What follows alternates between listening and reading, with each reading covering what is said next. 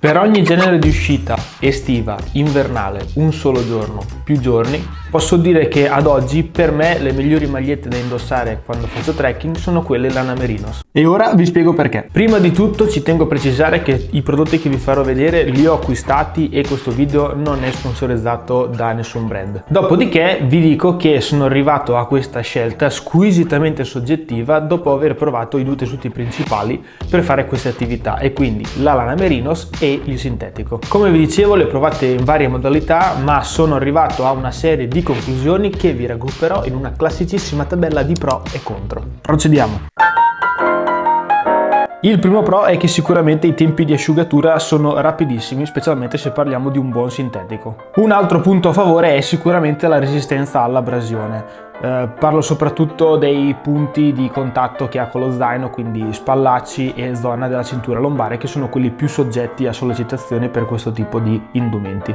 Ultimo pro, mediamente ha un prezzo più basso rispetto alla Lana Merinos, ma ripeto mediamente. Passando ai contro, il sintetico trattiene sicuramente molto di più gli odori. Arriviamo a fine giornata quasi sempre con un bel tanfo sotto il naso e capita a volte che anche dopo vari lavaggi questo tipo di tessuto non perda gli odori che ha catturato. Secondo contro, il sintetico è mediamente, sempre mediamente raga, meno traspirante rispetto al Merinos e quindi ci aiuterà un po' meno ad espellere il sudore. Terzo e ultimo contro, il sintetico non è minimamente termoregolatore, anzi, specialmente nelle condizioni molto calde, ci farà percepire ancora di più il calore e questo non è proprio il massimo. Primo punto a favore del Merinos è sicuramente il comfort e la morbidezza data dal fatto che si tratta di una fibra naturale. Io non penso che esistano in commercio delle fibre sintetiche che riescono a raggiungere questo genere di comfort sulla pelle. Secondo pro è che si tratta di un tessuto traspirante e che quindi ci aiuterà ad espellere il sudore. E legato a questo punto c'è anche il terzo pro, che è quello legato agli odori, sì, perché il Merino ci aiuterà ad espellere velocemente il sudore, ma allo stesso tempo ha la capacità di non assorbire la puzza che produciamo noi, quindi non è male arrivare a un fine giornata di trekking senza un fastidioso lezzo sotto il naso. Ultimo pro, il Merinos è termoregolatore, quindi quando ci saranno temperature un po' più basse ci aiuterà a mantenere il calore corporeo, quando invece le temperature saranno decisamente calde ci aiuterà un pochino a rinfrescarci. È ovvio che in questo caso stiamo parlando di magliette prettamente, ma questo aiuto sicuramente lo sentiremo. Passiamo però alle note dolenti, perché ovviamente non è un tessuto perfetto. Il primo contro è sicuramente il fatto che il Merino è un tessuto molto più delicato. È molto più facile che in caso di abrasioni si rovini e anche quando andremo a lavarlo dovremo avere un attimo di accortezze. Secondo contro è il costo, sì, perché il Merinos ha mediamente dei costi molto più alti rispetto al sintetico, dati principalmente da un fattore di materia prima che è ovviamente più costosa da creare e anche da lavorare per creare appunto degli indumenti.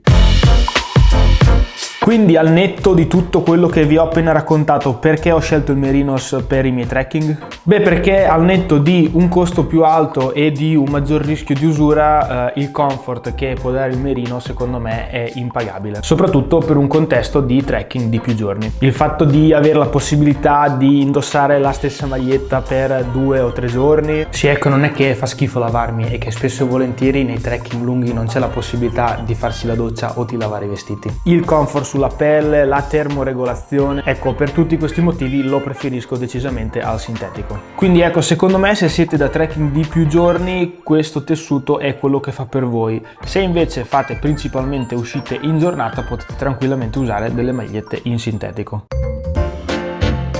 Queste sono le maglie che utilizzo io da qualche tempo, 2 sono di Decathlon e 2 sono di Smartwool. E quelle di Smartwool sono di qualità decisamente più alta, hanno una lana sicuramente migliore, ma quello che cambia è anche la composizione del tessuto. Sì, perché difficilmente troverete delle t-shirt che saranno 100% in lana Merinos, quasi sempre sono mischiate con poliestere, acrilico, a volte cotone, e ovviamente la combinazione dei vari tessuti porterà a prestazioni diverse del filato finale. Ad esempio, le maglie che ho io di Decathlon hanno sì una percentuale di lana maggiore rispetto a quelle di Smartwool, ma quelle di Smartwool sono più comode e più performanti, anche se hanno una percentuale più bassa di Merinos. L'importante secondo me è cercare di andare ad acquistare prodotti che abbiano una certificazione rispetto alla provenienza del materiale, in modo da evitare di andare ad acquistare da quei produttori che magari non trattano bene gli animali. Stesso discorso poi che si può fare per i prodotti con la piuma d'oca come i sacchi a pelo e i piumini, appunto. Non è sempre così facile capirlo, ma quantomeno dobbiamo provarci.